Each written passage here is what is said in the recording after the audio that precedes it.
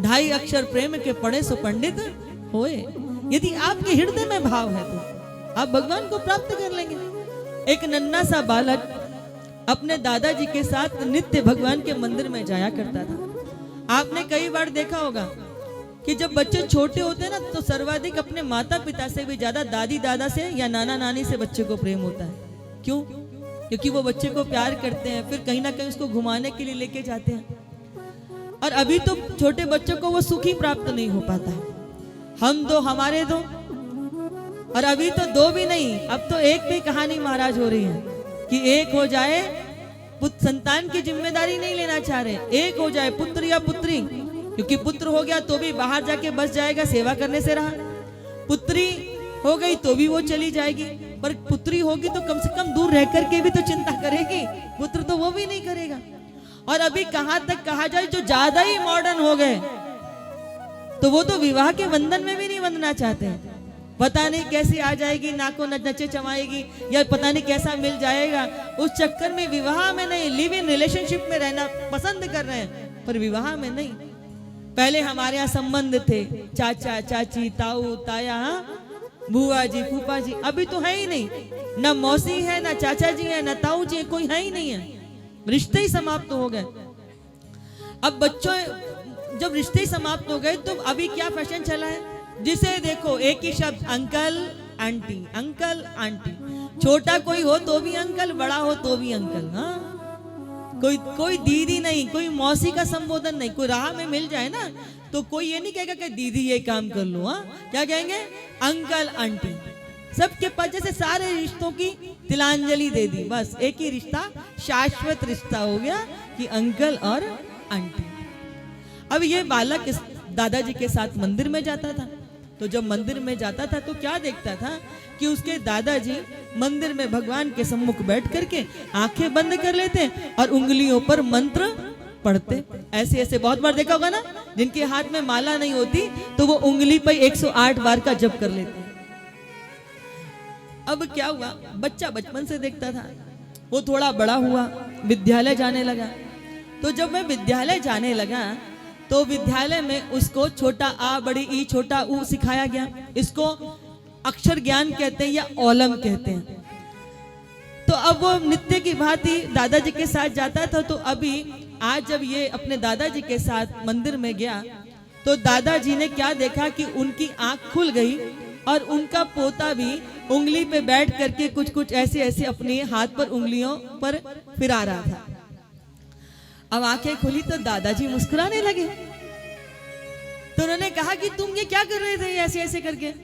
बोले दादाजी, मैं हमेशा आपके साथ जब भी मंदिर में आया मैंने देखा कि आप भगवान के सम्मुख बैठ करके कुछ ऐसे उंगलियों पे जपते थे।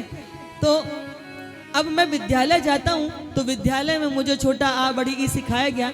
अब आप तो भगवान को मंत्र सुनाते हो, परंतु मुझे मंत्र तो नहीं आते, पर ये जितने भी मंत्र हैं छोटा बड़ा ई से तो बनते होंगे। इसलिए मैं भगवान को छोटा आ बड़ा ई सुना रहा था कि प्रभु आपको जो पसंद आए वो मंत्र आप बना लो, आपको जो पसंद आए। कहने का भाव है बंधुओं, भगवान हमारी विद्वता को नहीं देखते, भगवान हमारे पद प्रतिष्ठा को नहीं देखते, भगवान हमारे भाव को देखते हैं। और जब हमारे हृदय के अंदर भगवान के प्रति निश्चल प्रेम होता है तो भगवान को पाने के लिए कहीं भागना नहीं पड़ता, हमारे अंतस में वह भगवान प्रकट हो जाते हैं। कैसी मति चाहिए? निर्मल मति चाहिए, भोला मन चाहिए। जैसे बालक का मन होता है ना, बच्चे का मन कैसा होता है? आप थोड़ा भी मार दो फिर थोड़ी देर बाद भूल करके आपको प्रेम करने लगेगा। हाँ, कुछ भी कर लो, वो बच्चे का मन जो होता है, इसीलिए बच्चे के मन को क्या कहते हैं? भगवान के स्वरूप कहा जाता है बालक को। जब तक आपकी निर्मल मति नहीं है तब तक भगवत प्राप्ति। निर्मल मति कैसी होती है? बालक का मन कैसे होता है? ये वैसा ही होता है कि जैसे आपने देखा होगा कि जब वो विद्यालय के अंदर जब बच्चे पढ़ने जाते हैं तो टीचर उनको ज्ञान देते हैं कि तुम ऐसा नहीं करना, ये नहीं करना, वो नहीं करना, ऐसा बुरा होता है, ये बुरा होता है। तो एक टीचर बच्चे को समझा रही थी क्लास में बच्चों को कि देखो बच्चों, जो चोरी करते हैं, टीचर का कहना नहीं मानते, पढ़ते नहीं हैं, उनको क्या मिलता है? नरक मिलता है। लेकिन जो अपने गुरुजनों की आज्ञा का पालन करते हैं, सत्कर्म करते हैं, अच्छा काम करते हैं, उनको भगवान क्या देते हैं? पुरस्कार देते हैं। पुरस्कार में क्या देते हैं? स्वर्ग मिलता है। इसलिए बताओ नर्क किस किस को जाना है? तो कक्षा में से किसी भी बच्चे ने हाथ नहीं उठाया। फिर टीचर ने पूछा बताओ कि स्वर्ग किस किस को जाना है? तो सारे बच्चों ने हाथ उठा लिए, एक बच्चे ने हाथ नहीं उठाया। टीचर ने कहा नर्क नहीं जाना ये तो समझ में आता है, पर तुम स्वर्ग भी नहीं जाना चाहते? तो वह बालक बोला कि हाँ टीचर, मुझे ना तो स्वर्ग जाना है नर्क जाना, मुझे नर्क जाना है। मेरी माँ ने कहा था जैसे स्कूल की छुट्टी हो इधर उधर जाने की जरूरत नहीं, सीधे घर आना है। जब तक हृदय में भोलापन नहीं है, भगवान कहते हैं ना कि मैं उनको बख्श देता हूं जिनकी किस्मत खराब होती है, पर मैं उनको हर किसी नहीं बख्शता जिनकी नीयत खराब होती है। क्योंकि भगवान की आज्ञा की चतुराई नहीं चलने वाली है।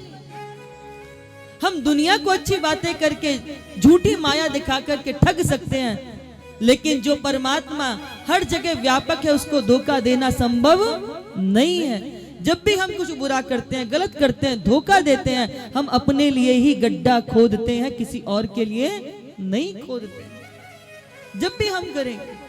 अच्छा एक बात बताओ, जैसे हम भगवान की प्रार्थना करते हैं तो हम सोचते हैं कि भगवान हमारी प्रार्थना सुन रहे हैं, हमारी स्तुति सुन रहे हैं, हमारा भजन सुन रहे हैं, हमारा सत्कर्म देख रहे हैं। पर जब हम बुरा कुछ करते हैं तो भगवान अपनी आंखों पे पट्टी बांध लेते हैं क्या? हाँ, यदि वो हमारा अच्छा देखते हैं तो बुरा भी तो देखते हैं ना।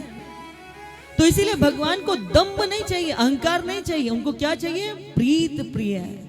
और जब चित्त में प्रीत होती है तो वो भगवत प्राप्ति कर लेते हैं, भगवान की सहज प्राप्ति हो जाती है।